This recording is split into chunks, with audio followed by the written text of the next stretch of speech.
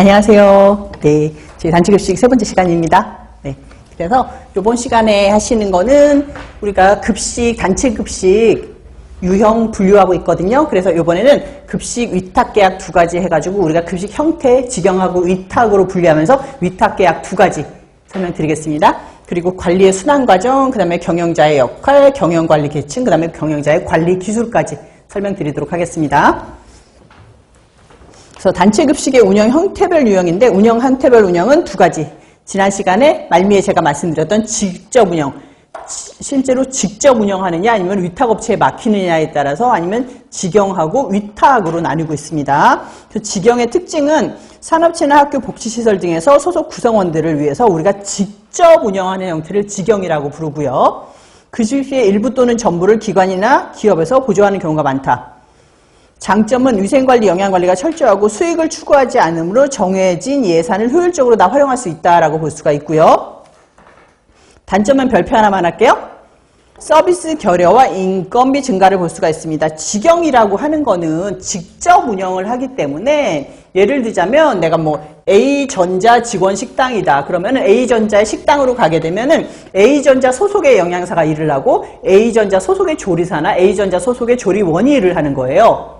그러면은 제가 실제로 돌아다니다 보니까는 저기 무슨 일보라고 무슨 신문사였었는데 거기 같은 경우는 이 신문사 자체가 이제 50년이 된 신문사예요. 그러다 보니까 여기 초창기 때부터 일하시던 조리사가 있어요. 근데 조리사가 여기서 50년을 일했기 때문에 인건비가 계속 올라간 거야. 똑같이. 조리사지만 여기서 일하는 사람들처럼 막 사장처럼 똑같이 올라간 거야. 그래가지고 인건비가 1억이 넘는 거예요. 조리사 분인데. 그러고 직급도 올라갔어. 그래서 이사야. 이 신문사 이사예요.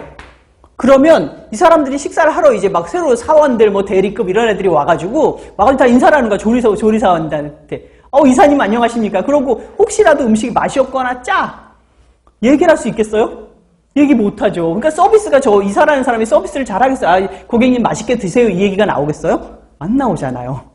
그러니까 직영을 하다 보면 인건비가 너무 높아지는 거. 그 다음에 두 번째는 서비스가 결여될 수밖에 없다는 문제점이 생겨요. 그래서 실제로 우리나라는 위탁의 비율이 점점 더 높아지고 있어요. 그렇게 위탁의 비율이 높아진다는 거는 이 직영의 단점이 있다는 거거든요. 그래서 직영 단점 두 가지가 가장 크다라고 볼 수가 있습니다.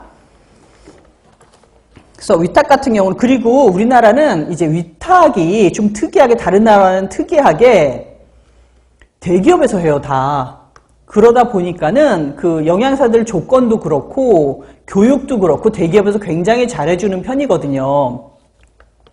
그러다 보니까는 우리나라에서 약간 우스갯소리로 우리나라에서 삼성 들어가기 가장 쉬운 방법은 영양사로서 삼성 웨스토리 영양사로서 삼성 들어가는 게 가장 쉽다 막 이런 얘기 할 정도로 대기업들이 다 하고 있다는 거죠. 삼성의 웨스토리 있고요. 신세계 푸드도 있고요. 그 다음에 LG 쪽에서 독립한 아오홈 있고요.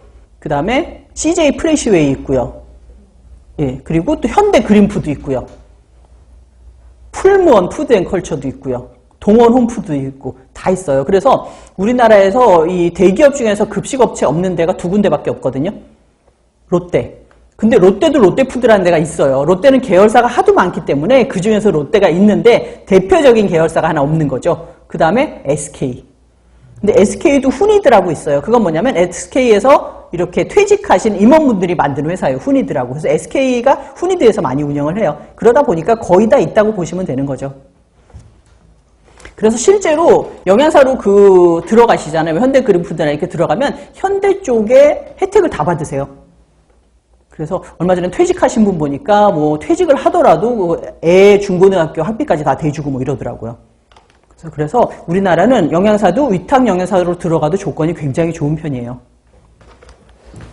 그래서 위탁 보시면 특징은 기업 또는 기관 내 급식 운영 및 관리 업무를 이제 위탁 기관과의 계약에 의해서 위탁을 주는 형태입니다. 기대 효과는 재정적인 측면에서 보면 급식 예산이 보장되고 원가도 절감되고 자본 투자 유치를 할 수 있다는 장점이 있고 인적 자원 관리에서도 이제 유능한 관리자를 활용하면서 뭐 노조 업무라든가 이런 데서 해방이 될 수가 있는 거죠. 급식 운영 측면에서도 서비스 불편 감소하고요. 감독 측면에서도 급식 업무로부터 자유로워진다는 장점이 있습니다. 설비 측면에서도 우리가 자본금 부족을 해결할 수가 있고요. 하지만 제약사항이 있을 수가 있는데 위탁 기관이 만약에 전문성이 좀 부족한 업체랑 계약을 하게 된다면은 좀 많이 부족할 수가 있고, 위탁 업체 측면에 오른쪽으로 위탁 업체 측면에서 봐도 업장별 개혁 노예 편차가 있고 노후 설비 개선도 책임을 져야 되고, 그다음에 짧은 계약 기간과 고객사와의 관계 형성도 굉장히 힘들고 고객사가 관여를 하게 된다면 운영하기 힘들다는 것이 있는데, 저는 직영하고 단점의 가장 큰 차이점은 단가라고 봐요. 왜? 우리나라는 그 사업을 해가지고 돈을 벌지 않으면은 부가세가 안 붙거든요. 이익을 창출해야만 부가세가 붙어요. 그래서 예를 들자면 A 식당 같은 경우는 한 끼당 5,000원이에요. 그러면 5,000원으로 재료비하고 인건비하고 경비를 쓸 수가 있어요. 근데 이걸 만약에 위탁업체 B한테 위탁을 맡기잖아요. 그럼 이 5,000원을 이 업체는 부가세를 내야 되는 업체예요.